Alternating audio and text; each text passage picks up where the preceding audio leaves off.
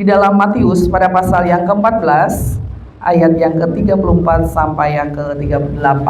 Di ayat ini kita bisa melihat ada 3 hal yang ingin saya sampaikan saat ini untuk mengalami mujizat, untuk mengalami kesembuhan, untuk mengalami pertolongan Tuhan. Yang pertama kita lihat di ayat 35 dikatakan, ketika Yesus dikenal oleh orang-orang di tempat itu, mereka memberitahukannya ke seluruh daerah itu. Jadi kesembuhan terjadi dikatakan di situ diawali dengan ketika mereka mengenal Yesus. Siapakah Yesus itu? Dalam bagian lain, Matius pasal 16 ayat 13 sampai 17. Mengawali mujizat terjadi dalam hidup kita, yang pertama kita harus mengenal siapakah Yesus itu.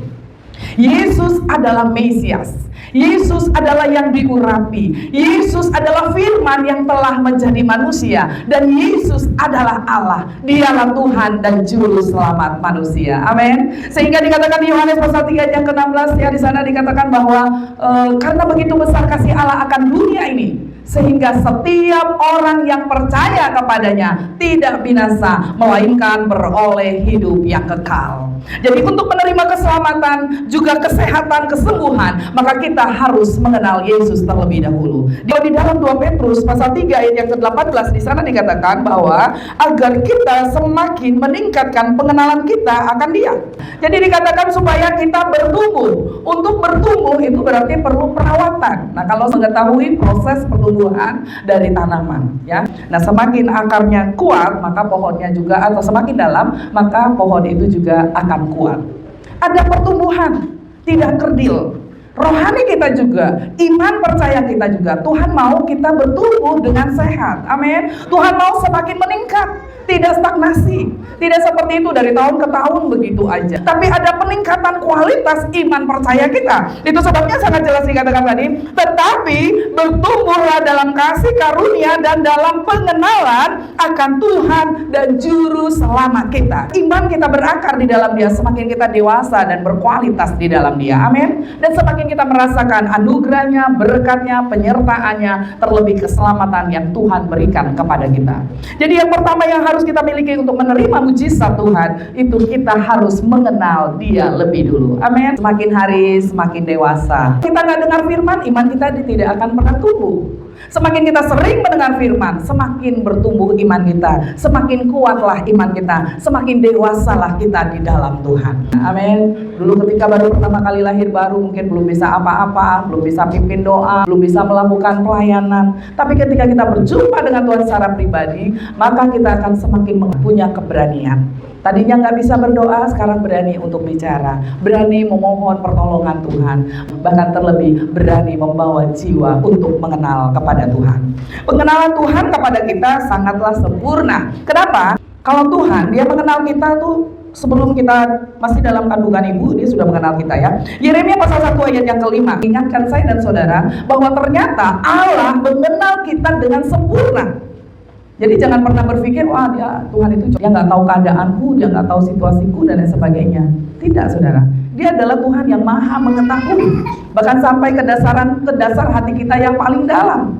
Bahkan dikatakan belum kita mengutarakan kalimat kita kepada Tuhan, Dia sudah tahu kondisi kita. Bahkan tadi dikatakan Dia telah mengenal kita dari rahim ibu kita. Jadi tidak kebetulan kita menjadi anak Tuhan, menjadi orang percaya, menjadi orang Kristen. Tuhan mengenal engkau sejak dari dalam kandungan ibumu. Amin. Nah, untuk menerima mujizat Tuhan, kita juga harus mengenal Dia dengan sungguh-sungguh. Sehingga ketika kita beriman kepadanya, kita sudah tidak lagi menduakan Tuhan. Cukup satu-satunya Tuhan dan juru selamat kita secara pribadi, yaitu Tuhan Yesus Kristus. Karena firman Tuhan katakan di bawah kolong langit ini tidak ada seorang pun yang bisa menyelamatkan manusia kecuali di dalam Kristus Yesus. Ini pasal 2 ayat 9 sampai 11. Jadi Yesus adalah nama di atas segala nama, yang mana semua lidah akan mengaku bahwa Yesus adalah Tuhan, dan semua lutut akan bertelut menyembah bahwa Yesus adalah Tuhan. Berbahagialah saya dan saudara yang mengenal Yesus, bahwa dialah Tuhan dan Juru Selamat kita pribadi. Amin. Juru selamat keluarga kita, juru selamat manusia. Tuhan mau menyelamatkan saya dan saudara. Mari miliki pengenalan akan Dia yang lebih dalam lagi dari waktu yang sudah kita lewati.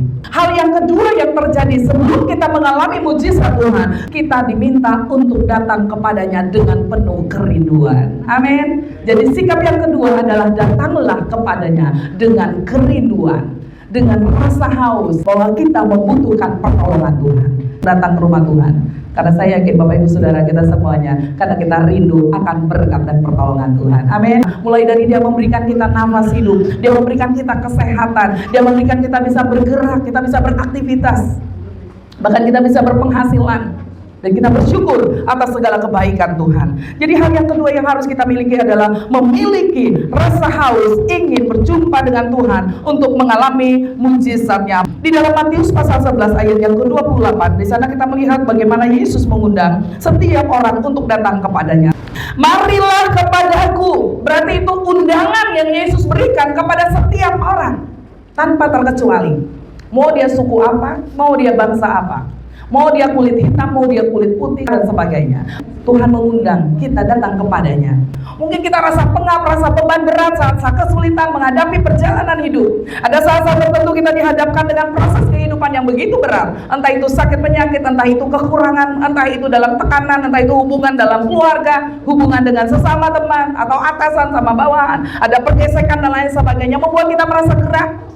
Yesus katakan, mari datang kepadaku, aku akan memberikan kelegaan kepadamu. Amin. Datang dengan kerendahan hati.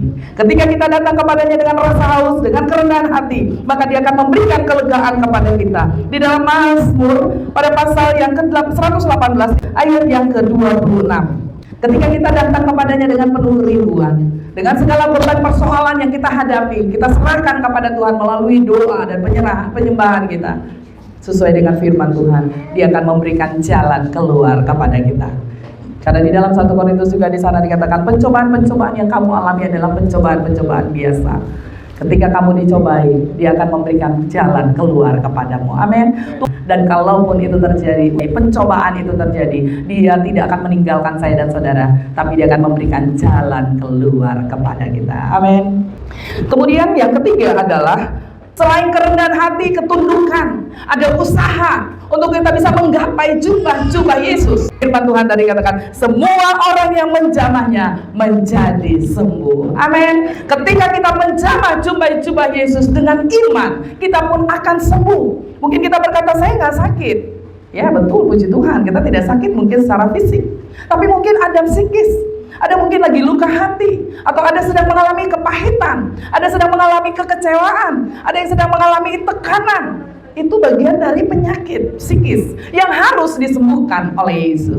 Dan kita akan mengalami mujizat itu ketika kita mempunyai iman, menjamah jubah-jubah Yesus. Kita menghampiri Dia. Contohnya dikatakan dalam Markus pasal yang ke-5 ayat 25 sampai 29. Ini hal yang luar biasa, mujizat Tuhan terjadi ketika kita melakukan firman dalam hidup kita.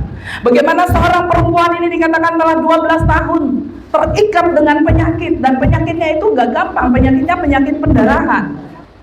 Tapi satu peristiwa yang luar biasa, ketika perempuan ini mendengar berita tentang Yesus. Nah ini yang harus kita tangkap ya. Ketika perempuan itu mendengar berita tentang Yesus, bahwa Yesus datang ke tempat itu, imannya timbul. Dan dia berkata, asal ku jamah saja jubahnya, aku akan sembuh. Saudara bayangkan, Yesus berada saat itu, dia didesak banyak orang. Tapi karena dia mau mengalami mujizat kesembuhan, ada pengorbanan yang harus dia lakukan. Dia berjuang sedemikian rupa, sampai akhirnya dia menjamah jubah Yesus. Dan firman Tuhan katakan, seketika itu juga berhentilah pendarahannya, dan ia merasa bahwa badannya sudah sembuh dari penyakitnya. Mujizat Tuhan masih berlangsung. Mungkin juga ada yang sakit dalam hal keuangan. Kok kayaknya seret banget ya, kerjanya berat banget, keuangan sakit. Itu namanya keuangannya yang lagi sakit, dompetnya yang lagi sakit. Mari datang kepada Tuhan Yesus sumber berkat. Minta Tuhan sembuhkan keuangan saya. Amin. Yang terikat dengan hutang, piutang dan sebagainya, sakit berat dan sebagainya, itu harus disembuhkan. Minta darah Yesus menyucikan dan menyembuhkan kita. Jadi dia menyembuhkan dalam segala aspek hidup kita, rohani kita, jiwani kita, dan jasmani kita. Yesuslah sumber kesembuhan itu. Yesuslah sumber mujizat itu. Ketika kita datang kepadanya sesuai dengan firman Tuhan, saya yakin dan percaya sebagaimana peristiwa ini terjadi pada saat pelayanannya, hal yang sama juga terjadi di tengah-tengah hidup kita. Amin. Bahwa Yesus adalah penyembuh. Yesus sanggup menyembuhkan setiap kehidupan kita. Mari datang kepada Yesus.